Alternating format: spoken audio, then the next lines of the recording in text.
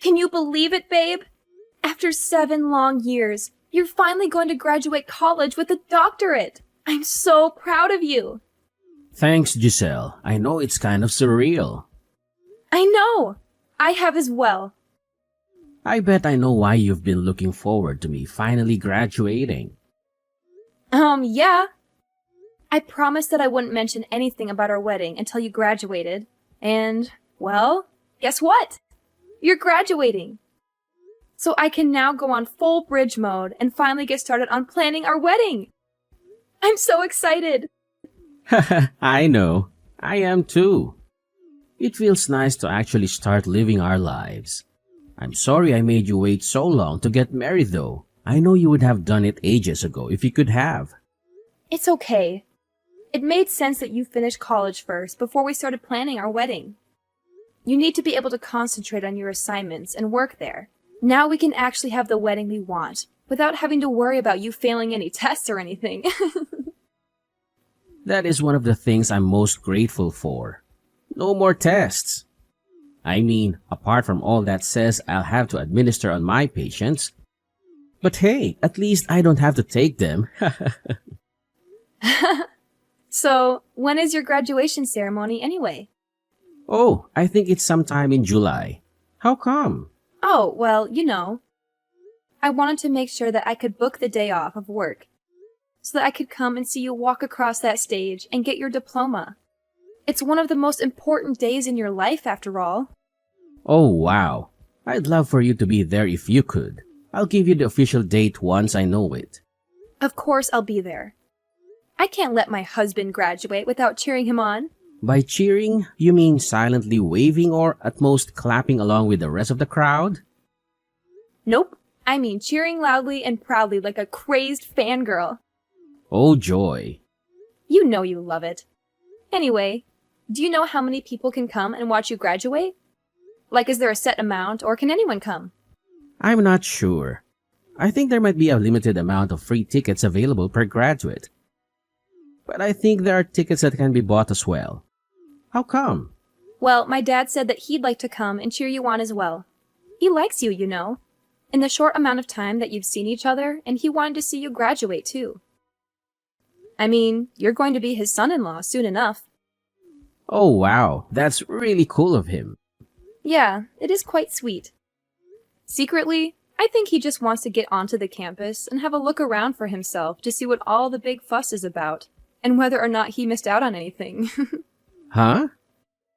What do you mean missed out on anything? Oh, yeah, you don't know. My dad didn't go to college. What? Yeah, he kind of skipped that whole thing and went straight to work. I think by going to your graduation, he just wants to snoop about the place and see what all the hype is about. Honestly, I don't think he really missed much. At least not for him, anyway. So your dad doesn't have a college degree? We... That's kinda... I don't know. Pathetic? Excuse me? Well, I just mean that anyone who wants a job worth anything needs a college degree. Otherwise, you just end up a loser in a dead-end job with no chance to move anywhere or further your career. Only the dumbest or laziest don't go to college. Wow. Are you really saying that my dad is either dumb or lazy because he didn't go to college? Well, I don't know. Maybe. I mean, he seems like a reasonable guy, so I just don't get why he didn't go to college. It's not that hard to get into one if you actually try, and if you have even a little bit of smarts about you. Peter? I'm going to have to go now, because if I don't, I'm going to end up yelling at you a lot. Simply because I'm telling the truth. I'm sorry if you don't like it, but it's a fact only those who go to college can achieve anything in life. Those who don't go down to the bottom of society and don't deserve to get anything more than minimum wage.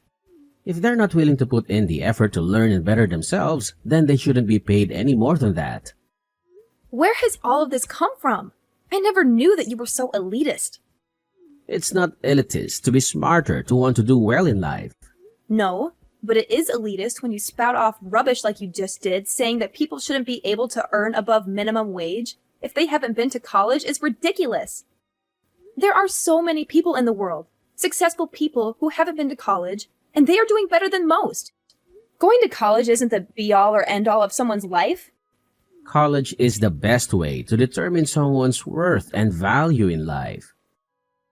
If they don't go to college, whether it's through choice or because they simply can't afford it, it doesn't matter.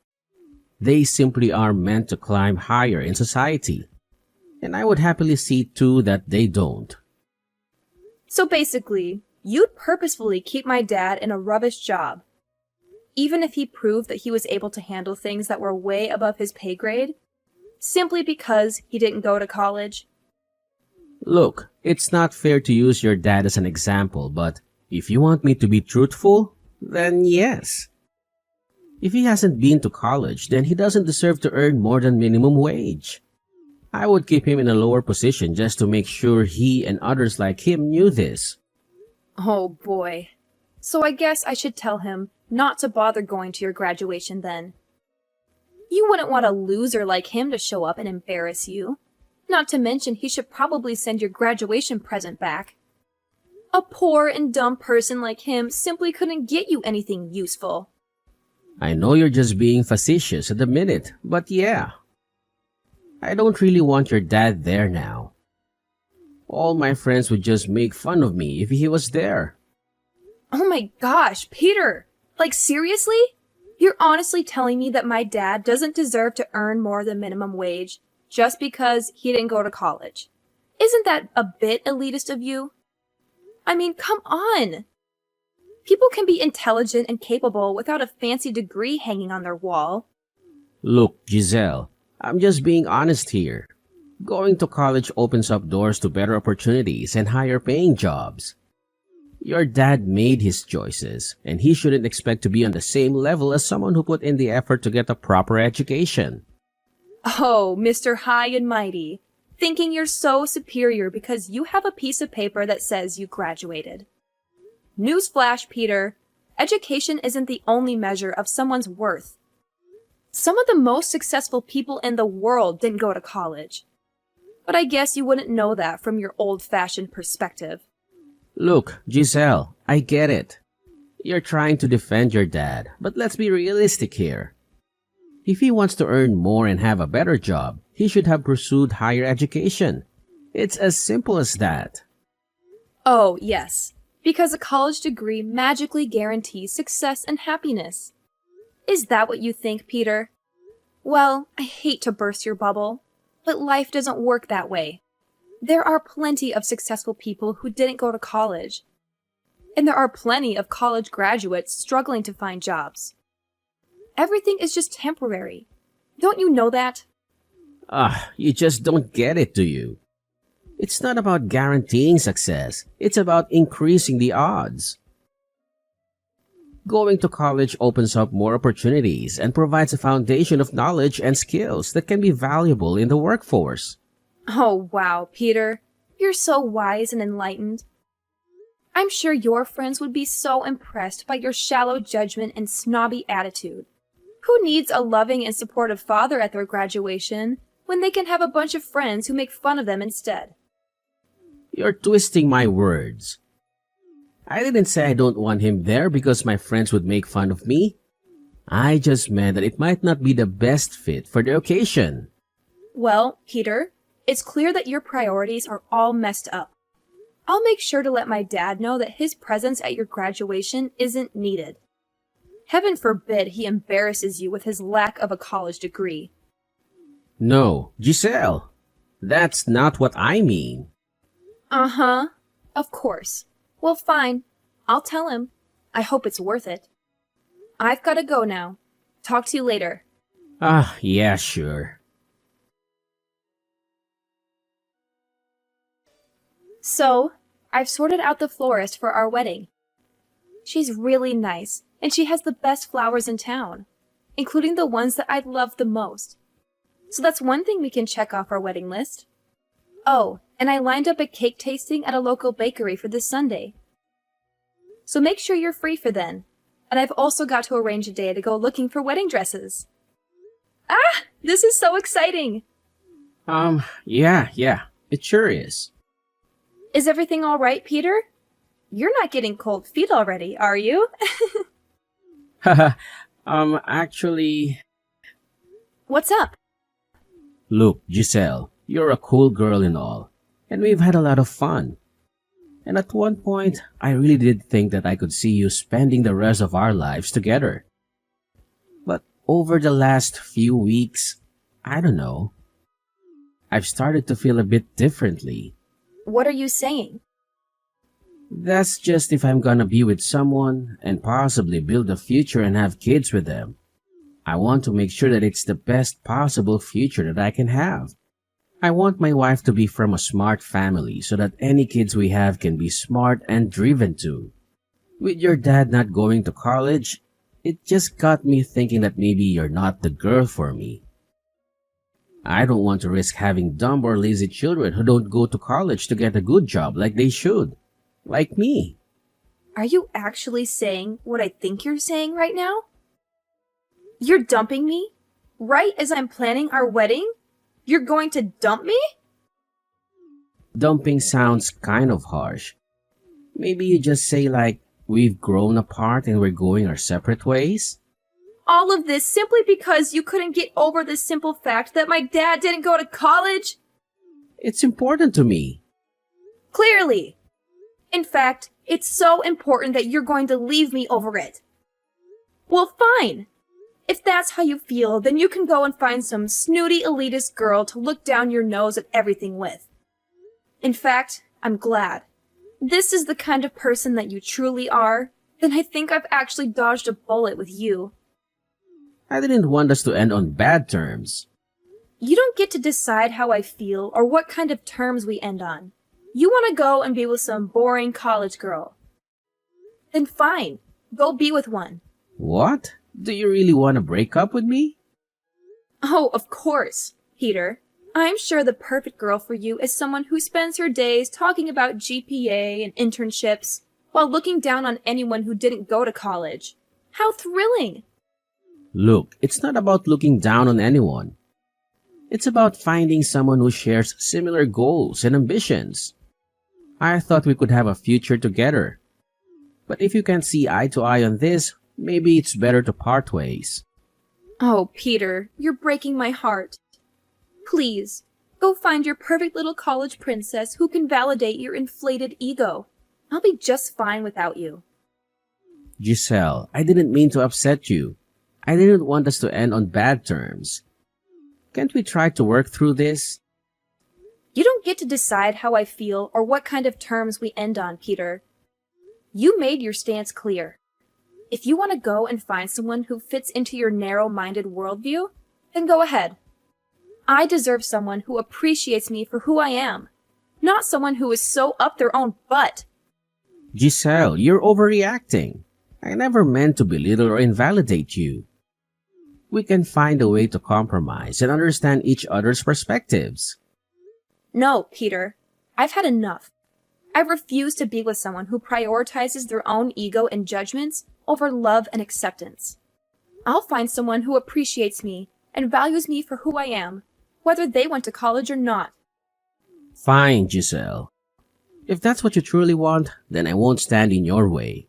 But just remember, love should be about understanding and growth, not about tearing each other down. Trust me, Peter. I know exactly what love should be about. And it's not about someone like you. Goodbye. Giselle. Have a nice life. Giselle! Giselle! Please, answer me. I know it's been a little while, but I really need to talk to you right now. What do you want, Peter? How could you not tell me? Tell you what? Maybe the fact of who your dad actually is? What about it? Giselle, your dad is the owner of the local hospital. How could you not tell me that he was so important and clever and high up in society? When you said that he hadn't been to college, you made it sound like he was lazy or dumb. But that can't be true if he's the owner of the hospital. I never said that he was any of those things.